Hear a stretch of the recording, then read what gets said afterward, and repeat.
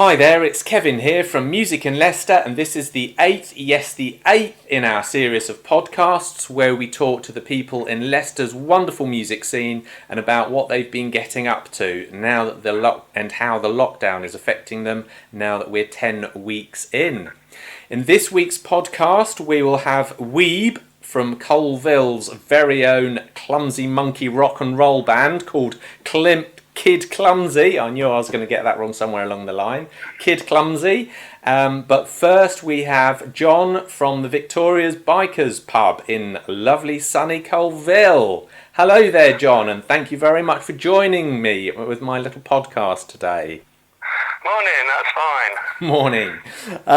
Now, the Coalville Bikers pub, beautiful little place. I've been there a few times over the years. Can you just tell us a little bit about the pub? It's not just an ordinary pub, is it, John? No, not really. I mean, obviously we cater for bikers, but we're very much more a live music venue than anything. Excellent. But obviously bikers like music, so it goes hand in glove, you know. It does indeed. It looks like you've been there for quite a while now. Have you owned it for like a long time?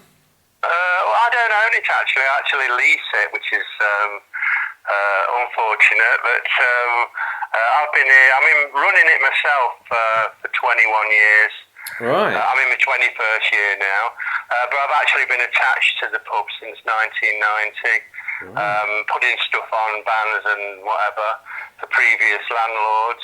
Blimey, I never planned to do this, so you know, it just sort of happened.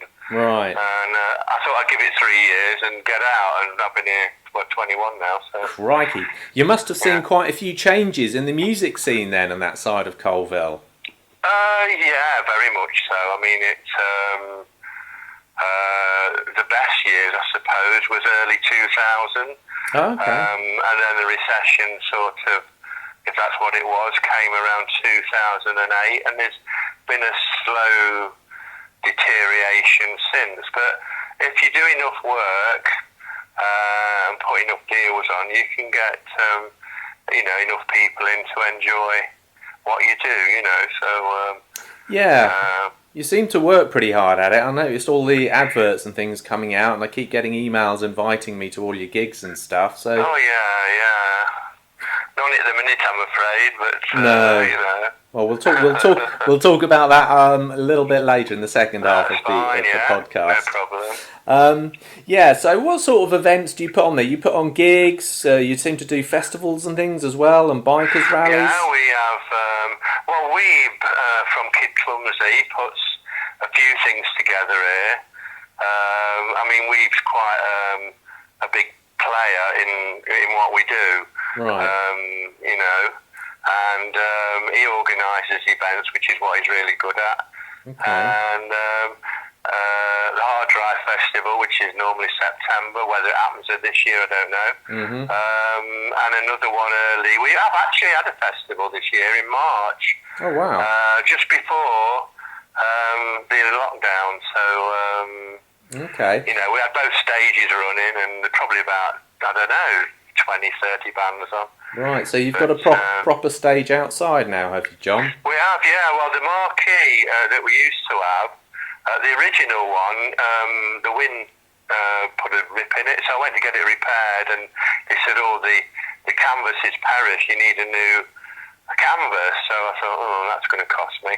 So anyway, I put my head together, and we even, I thought, I'm going to put planning permission in to build my own. Right. So I put planning permission in, and they gave it me. So I built my own solid stage. It's up all the time, you know. Brilliant. And it's been made to look like a cave. Right. So there's monsters, and people are quite impressed with it. You know. Yeah, that we keep sounds adding awesome. little bits to it all the time. Yeah. There's a PA out there. There's a PA inside. Right. And we've also got a roof garden, which I've just finished. Brilliant. Where we can have acoustic artists play. Right. You know, so Yeah. it's all looking good. Oh. Last year I spent a fortune on getting all this done. Because we've got a campsite and everything, and I had to, planning permissions, this, that, and the other. And this year was going to be the year where I recovered the money that I spent. But right. it's not to be, unfortunately. But, oh, no. That's bad news. Yeah, okay. I see, looking at our gig diary in Music in Leicester, you were due to have your annual Mocksters of Rock Festival at the end of June. Tell us a bit about that, John. Well, Mocksters of Rock I started it in the year 2000, and it's because I've been putting bands. I used to run a place in, put the bands on anyway, in a place in Shepshed called the Rock House, and I always had this sort of vision of doing this tribute fest, and the first one I did was in 2000, and we've done it ever since. Right. So we are, without a shadow of a doubt, the first venue in the world to put multiple tribute bands on any one day, you know. Because in the year 2000, there wasn't a great deal of tribute bands about. Guns N' Roses, Jam, Fred Zeppelin, Stones one. There was a very few and far between, you know. Yeah. But gradually we built up to about 16 tribute bands. Wow. And it's a great 2 days, you know. Yeah, so, I can imagine. But unfortunately that won't be happening this year because we can't open the pub. I'm led to believe until July the 4th, but we'll see. Yeah, because I saw Mortalica was supposed to be headlining on the Friday night, weren't they? Yeah, they were, yeah. Ooh, so, beautiful band. I think I've not even told the bands, they just know it's not on, you know. Yeah. It's just, it just can't happen. So hopefully I'd like to do a mini Mocksters maybe later in the year if I can. It'll just be a few tribute bands on a Saturday, maybe, and we'll still call it Mocksters of Rock so I can keep the momentum going, you know. Yeah, that's a good idea. Rather than not do one, so... yeah, something around Christmas time or something like that when it's getting a bit quieter. I mean, the outdoor stage we can actually put our tear eaters in, you know, we've got space eaters, so... And we can have... we've got a fire pit in there, so people can, you know... December can be mild, so... You know, never say die. No, absolutely. Okay then, John. Well, we'll play a little song now. We'll have a musical break now, and then we'll chat a little bit more after the break. Okie dokie. Here's young Midlands band GÜNK, who played at the Victoria Bikers Pub back in February with their latest single, Bittersweet.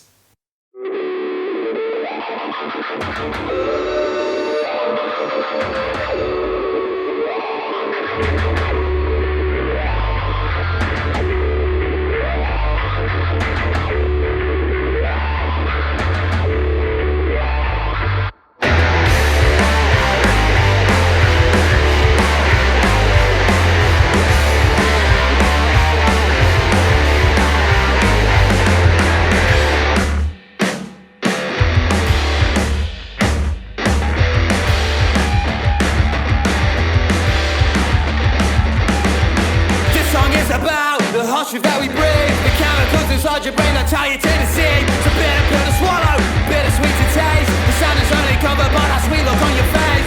Learn to have some freedom, learn to have some faith. Sally was a pharmacist but she wanted to rave. You have two choices now, stand up or sit and dwell. Come on now, taste it. Bittersweet changes. Bittersweet changes your life.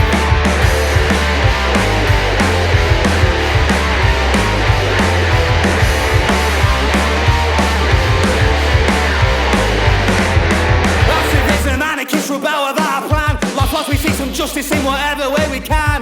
Little by little, little by little. Come on now, taste it.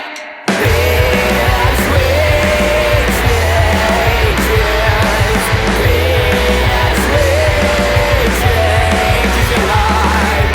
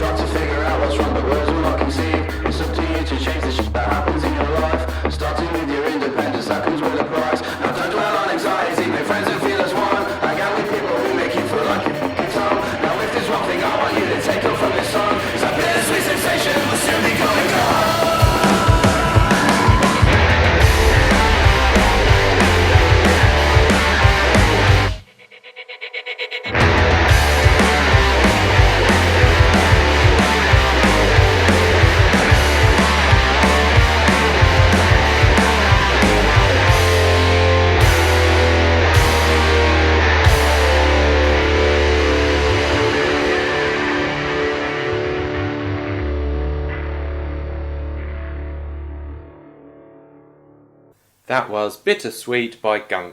I'm still here with John from the Victoria Bikers Pub. Bit of a mouthful that, John. Do you abbreviate that at all? No. Oh, right. In a word, no.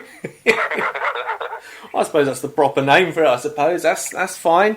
John, tell me, I remember seeing you on television. You're a little bit of a TV star, aren't you, a few years back? Yeah, we've been lucky enough to be on the Al Murray show. All right. As Pub of the Week, and Holiday Showdown, was it? Can you remember that? No, I don't remember that. Oh, yeah, we were on that as well. Yeah. And the latest one was, we've been on other things, but the BBC did a documentary on bikers. I can't remember the gentleman's name, but if I can I say it? Yeah, of course you can. Radio. I think it was Dean Jackson. Oh, right, yes. You know, I don't know if you've heard of him. He's Yeah. a smashing bloke. BBC. Anyway, he phoned me up one day and he says, we're doing this programme. He says, have you got you and a mate or two that we can go out for a ride? So I said, yeah, I can do. So the film crew come out and we all did a ride, and it was on, let me think. It was, I can't remember, it was on a Monday night, about a programme on BBC One. All right. And we did it, but I really can't remember what the programme was called. We were on there. And then the latest one was Four in a Bed, you know, so... Oh, yeah. that was good fun. It took 2 weeks to film, and but we came out really good, but even though we lost, you know, there was some nasty people. Yeah. Sometimes they play funny games, don't they, on that? They seem to be in the marking thing. The two of the nastiest have now gone out of business. Oh, right. And the other two boys split up, and the Asian couple that won it, I mean, they were very fair with us, and because I went on it with my sister, and so when it came to giving them the score, the other couple knocked the room price down, and we increased ours quite a lot. So it did make them win, but we couldn't see the other two that had been giving us some grief winning this plaque, you know. So excellent. The Asian couple were, you know, they were lovely. The loveliest couple I've ever seen. So. Did that affect your bookings at all? Did you get any more or less bookings? Yeah, I mean, there's been, to be quite honest, that actual programme has been shown quite a lot. I bet you it's been on half a dozen times. Oh, no, well, and I had a chap, let me think, I think it was from Dubai, and he phoned me up, and Canada, sorry. He phoned me up, and he says, I've just watched Four in a Bed, and he said, I thought you and your sister were great, and we came across as what we are, you know. Yeah. So he says, I just wanted to say hello to you. He says, I've had the best hour and a half entertainment that I've had for a long time. So that's it. Oh, that's good, though. You kept somebody happy. Yeah. So I think it was episode 40, but I don't like watching myself on telly. No. I mean, but if anybody wants one, it's episode 40, I believe. So I remember it. I think it was on a couple of months ago, wasn't it? I think my missus watched it. Yeah, March or I can't remember. To be quite honest. Anyway, John, if you don't mind, let's swing this conversation round slightly. I'm quite interested to see how venues and stuff are dealing with the current situation with the lockdown and how they're getting through it. Now, obviously, you're closed at the moment as a pub. You said you're leasing it. Are the government providing you enough support to keep you ticking over during the current moment? Do you think? Well, they have done. You know, we've all been given a grant, which is now mine's gone now. Right. But luckily, I've got. I always build cushions, you know. So if we go through a bad time, then I've got cushions I can fall back on. Right. So that's how I'm going to get by, I hope. Mm-hmm. It's been quite bad. I mean, I've had terrible sunburn and stuff, you know. but you know, I'm brown as a berry. You'll believe it. It's really good. But no, what we've done, we've actually repainted the old pub. We finished finished the roof garden off, finished the outdoor stage off, added more to that. We've been doing loads of work. Okay, that's good. So, like you said earlier, it looks like we might, or you might be coming back sometime after July the 4th, as a pub at least, anyway, if not a gig venue. Yeah. But having said that, there'll probably be only a much reduced capacity, won't you? Because we'll still have to exercise social distancing.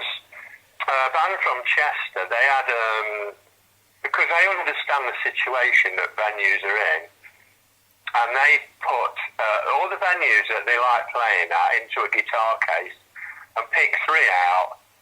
So we was one of them. So they're coming down to play for free. Oh, wow. So, you know. But also, I mean, a lot. Very nice. That's very nice. A lot of bands are using crowdfunders. Do you do anything? Are you thinking about doing anything like that? Not as yet. No. I was actually thinking about it yesterday. Right, because there's a website. There's a website, Save Our Venues, that are doing a crowdfunding. Oh yeah. Yeah, they're doing crowdfunders for all venues around the UK. So perhaps if you got in touch with them or something. Oh yeah, that's an idea. Yeah, it would help. Okay, well, if you go on Music in Leicester on the cover page, it's all the information's on there, along with all the other venues crowdfunders as well. Okay, so hopefully we'll get through the lockdown. Okay. And then, like you say, have you got any concrete plans for the future? Hopefully you'll bring the mini Mocksters of Rock. You've got to get your stage paid for, so that'll probably get paid for next year.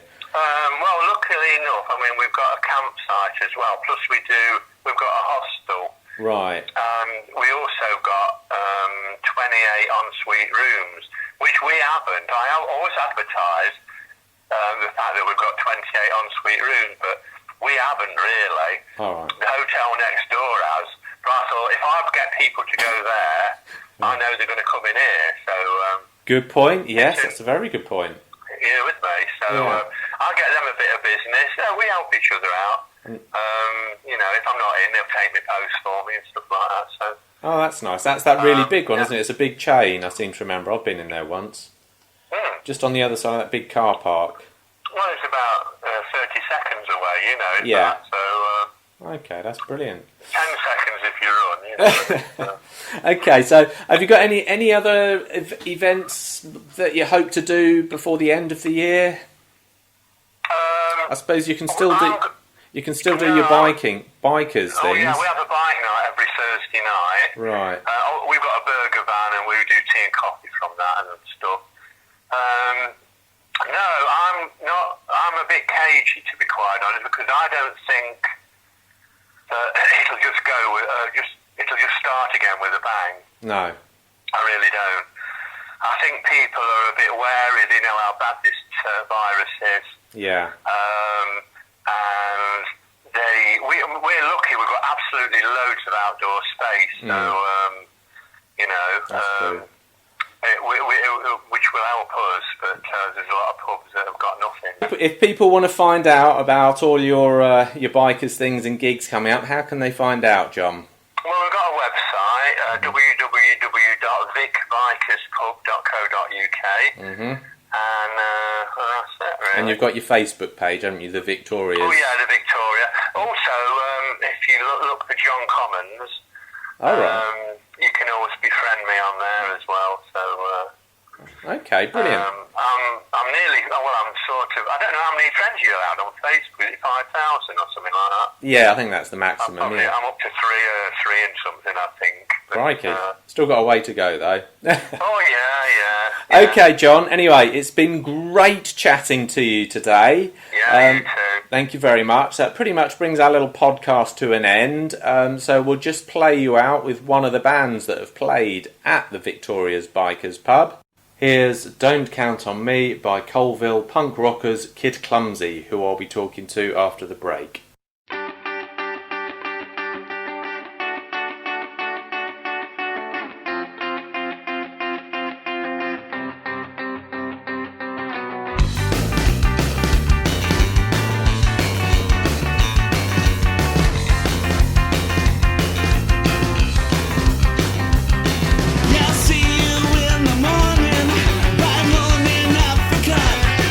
Didn't mean to leave you standing there.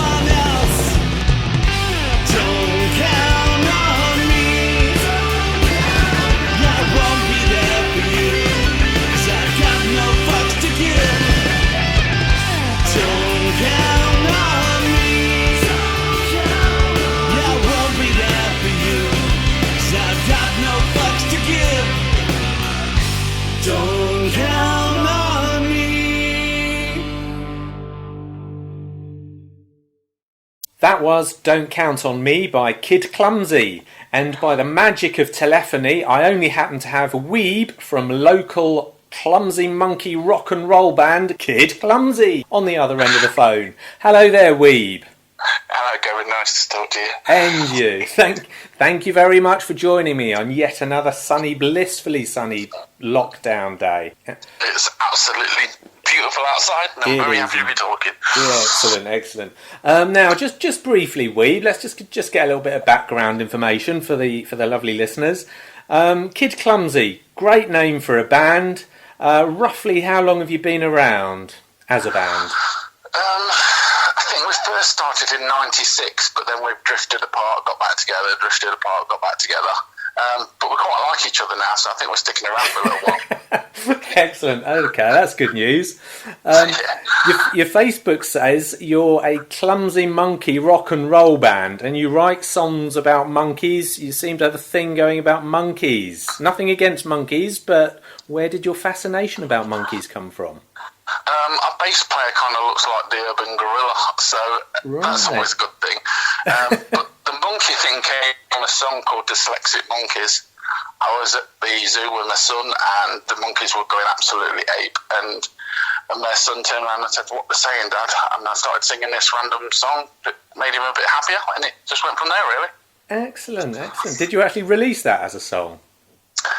It's on one of the albums, yeah, I can't remember which one. I think it's on... no, can't remember which one. It is on one of the new EPs, yeah. Oh, right, I thought so. It's just a song about a monkey that can't So spell. the song we've just played then, Don't Count on Me, can you tell us a little bit what that's about? How did it come about? Yeah, it was our attempt at a ska song, because we kind of mixed up all genres, and that was a ska one. We really liked it, so we kind of asked our friends and family to do a little dance while they're listening to it during lockdown.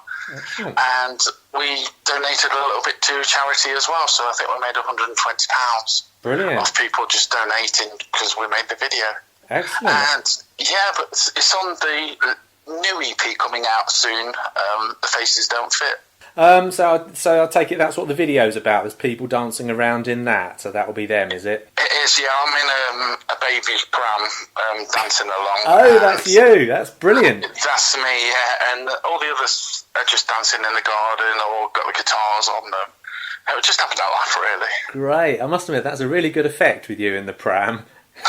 Just getting in and out, it was a bit of a trouble, but apart from that... You didn't actually get in the pram, did you? Of course I did. Oh, really? Oh. Yeah. 6'3" and 24 stone. I climbed straight in. It was spacious. Oh, excellent. Yes, I'm sure there's computer generated graphics in there somewhere, or something, some props. I'm a computer idiot, so whatever our guitarist Reedy did, he did an amazing job. Right, he did. Excellent. So I see now, looking at your gig diary, seemed to be quite full for the rest of the year, but now it isn't. It's great to have a holiday and everything. I would have liked it on better circumstances, to be fair. But yeah, as soon as we get the green flag, it's going to be all systems go again. Yeah, okay. We're gutted that we're not playing, but at the same time we understand it, and it's just one of them things that everyone's had to kind of take a bit of a knock on. That's it, because it looked like you had a really busy year this year. Is that quite typical? Pretty much playing every weekend sort of after the summer, I've noticed, from August onwards. Yeah, it's like that throughout the year, to be fair. We have a couple of weekends off for family things, but yeah, it's just full on all over the country and a little bit in Europe. Okay, brilliant. You say all over the country though, Weeb, but I have noticed you don't seem to have any gigs in your home city, Leicester. Is there any reason for that? We did have one booked in Leicester in April. Oh, right. I was trying to remember the name of the venue. No, we've kind of bypassed Leicester for some reason. We played the Vic twice a year, if that. Right. But it just got to the point where the Leicesters didn't have a very good turnout. I don't know what the reason is, but every time we played Leicester, like back in the 2000s, early 2000s, there wasn't really that much of a scene. Oh, okay. I know some other... I know that's changing now with a lot of good promoters coming forth. Yeah, there are, and there's a lot of young punk bands coming up as well. So so there seems to be quite a nice young sort of punky scene developing there. So perhaps you could come back and maybe some of them could support you, something like that. Always, yeah. There's one in Syston, Mayhem at Mix. Right. Okay. That's it's Fleckney, sorry. Yeah, Fleckney. Yeah, I'm just looking at that. That's a little punk festival, isn't it, on the 10th of July, or would have been on the 10th of July? It would have been. I think it's moved to September now. Oh, right. So a lot of our gigs are just getting pushed back, and when we can, we fulfil them. Right, I see. Okay.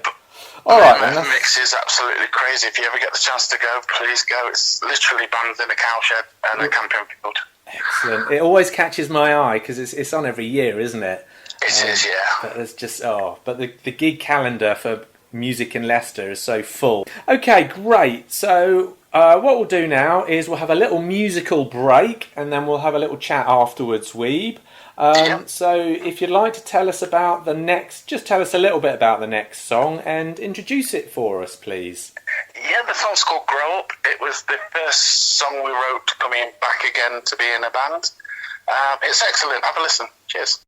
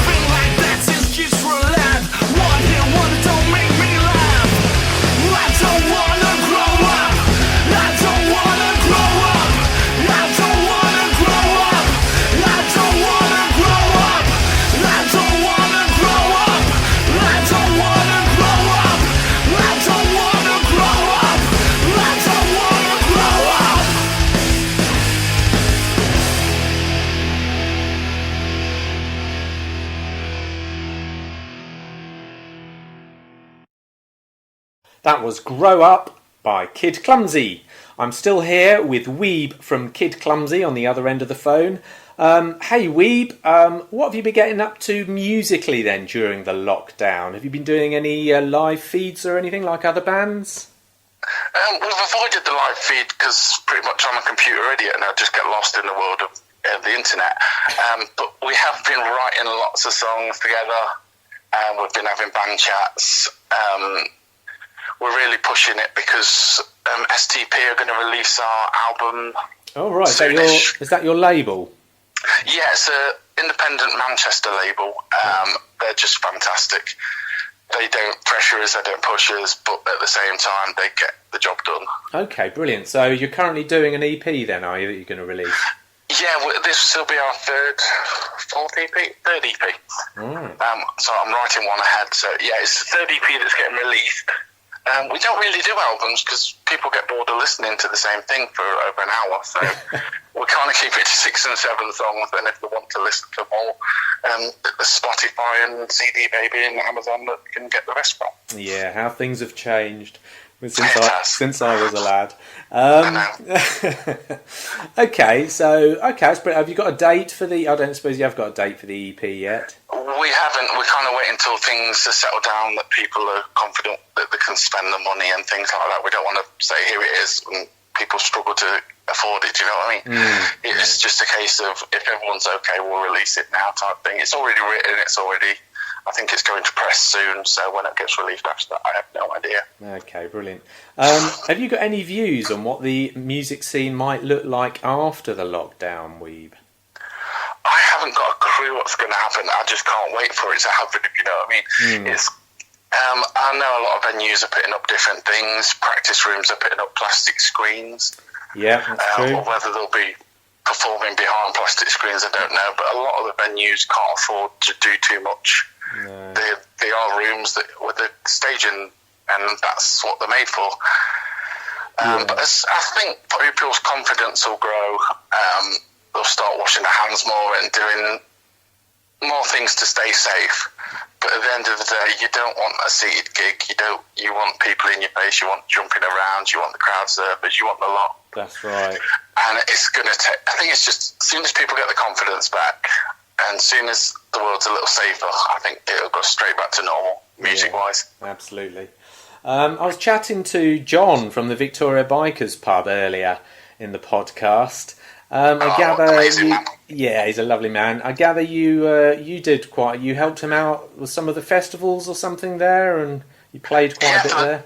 Yeah, for the past 10 years I've run a thing called the Hard Drive Festival. Right. And it's basically bands, we've had them coming down from Inverness all the way from the Isle of Wight to do half an hour. Brilliant. And it's just a big, how do you put it? It's like a showcase for bands that probably wouldn't get noticed, right, or don't get a chance to play outside their area.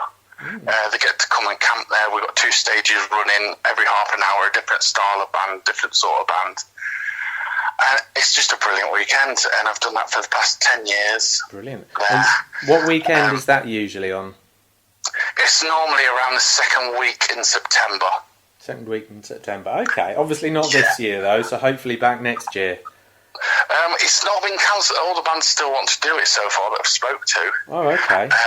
But we're going to have to work out things. I probably might end up pulling it, but I'm not saying definite yet up until we see what the next few weeks and whether there's a second spike and things like that. Yeah, I suppose being an outside thing, perhaps it might be able to still go ahead. That's it. That's what we're hoping for. And the Vic's kind of a unique shape and things where it could go ahead. Because John was, people could still stay safe. Yeah, because John was telling us about that new stage he's built outside, that he was hoping to make some money on it this year, but it's looking more likely next year. But the job that he's done inside it is crazy. Yeah, it is absolutely a beautiful stage. Okay. I remember last time I went to the Victoria Bikers pub. Because I used to go in there with my little dog during the day. Eric, his name is, and I remember there was a lovely cat there called Helen. Is she still there? Unfortunately, Helen passed away. Oh.